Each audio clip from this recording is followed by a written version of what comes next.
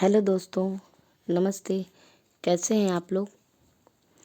दोस्तों, हम लोग अध्याय 1 में वर्ण विचार, वर्ण के प्रकार और वर्णों के उच्चारण, स्थान तथा प्रयत्न को पढ़ लिया।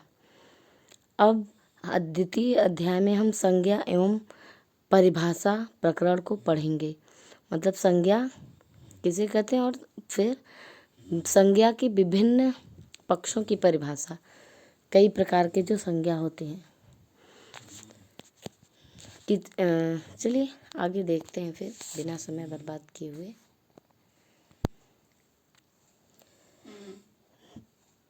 व्यवहारिक सुविधा के लिए, व्यवहारिक मतलब अपने जीवन में जो हम अपने दैनिक कार्यों में करते हैं उसके लिए हमें जो व्यवहार की आवश्यकता होती है, तो उसके लिए प्रत्येक व्यक्ति या पदार्थ को किसी न किसी नाम से जरूर अभिहित किया जाता है। मतलब अभिहित किया जाता है मतलब बुलाया जाता है, और इसी नाम को ही हम संज्ञा कहते हैं।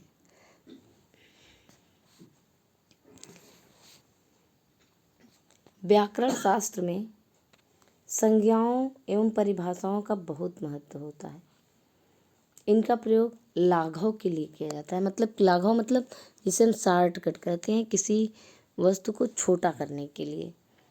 संज्ञाओं एवं परिभाषाओं को समझने से व्याकरण प्रक्रिया को समझने में सहायता मिलती है। तो नीचे कुछ हमें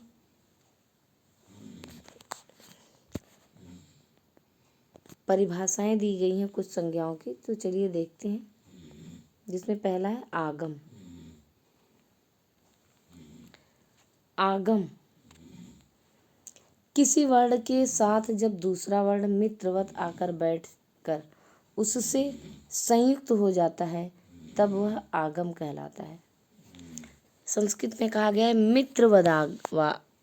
मित्रवद आगमः, अर्थात किसी वर्ण के साथ जब दूसरा वर्ण मित्र के समान आके बैठ जाए, मतलब वर्ण तो रहे लेकिन उसके पास एक नया वर्ण भी आ जाए। जैसे वृक्ष छाया, यहाँ पे वृक्ष प्लस वृक्ष धन छाया में संधि करने पे वृक्ष छाया होता है। यहाँ वृक्ष के अ एवं छाया के छ के मध्य में च का आगम हो गया है। वह उसमें आकर उसने इन दोनों वर्णों के बीच में अपना सामंजस्य बना लिया। तो यहाँ पे मित्रवत व्यवहार हुआ है आगम का। फिर दूसरा है आदेश।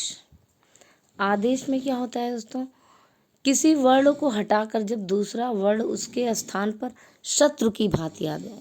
शत्रु की भांति मतलब जैसे कोई राजा था, किसी राज्य पे आक्रमण करे, वहाँ के राजा को हटा के वहाँ के सिंहासन पे खुद बैठ जाए, तो वह शत्रुता वाले व्यवहार हो गए।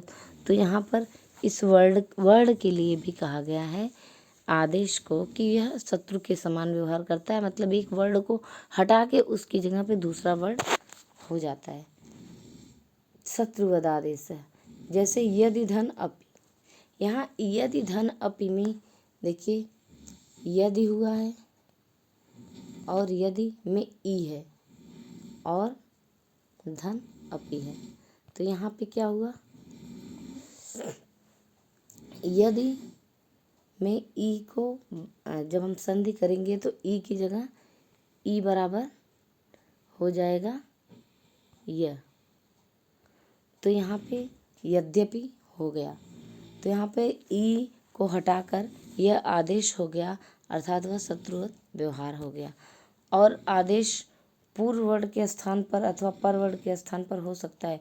पूर्व तथा पर दोनों वर्णों के पर स्थान पर दीर्घादि रूप में एक आदेश भी होता है।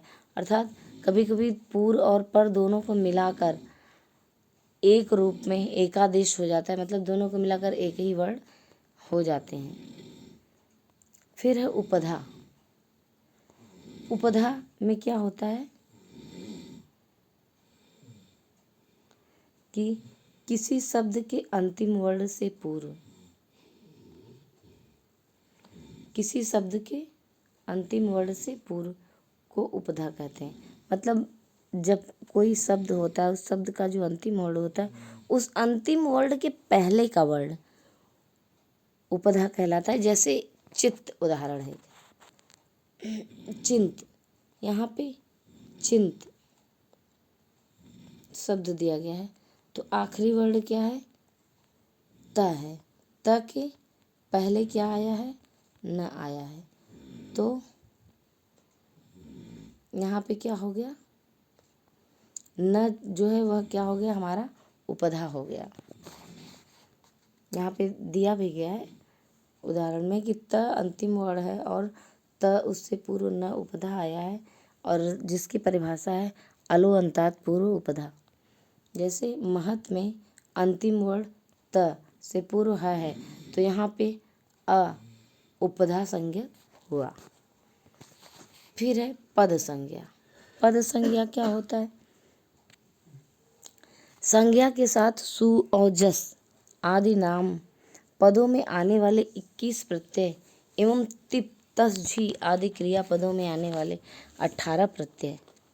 तो यहाँ पे सु और जस मतलब ये सु और जस ये बालकः बालको बालकाः के अंतर्गत आते हैं, और 21 प्रत्यय जो कि तिप तस झी होते हैं।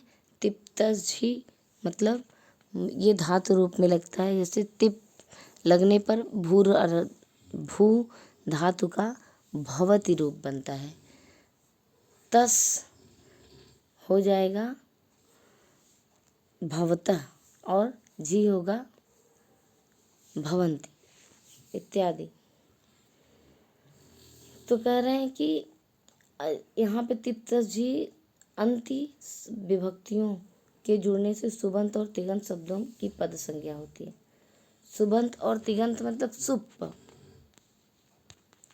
सुप प्रत्याहार के अंतर्गत आने वाले वर्णों और तिंग प्रत्याहार के अंतर्गत आने वाले वर्णों, इनकी क्या होती है? पद संज्ञा होती है, जिससे कहा गया संस्कृत में सुप तिगंतम पदम। जैसे रामः रामो रामाः तथा भवति भवतः भवन्ति, ये केवल पठ नम वद राम इत्यादि को नहीं कह सकते, बल्कि संस्कृत भाषा में जितनी पद संज्ञा है, जितने भी पद हैं,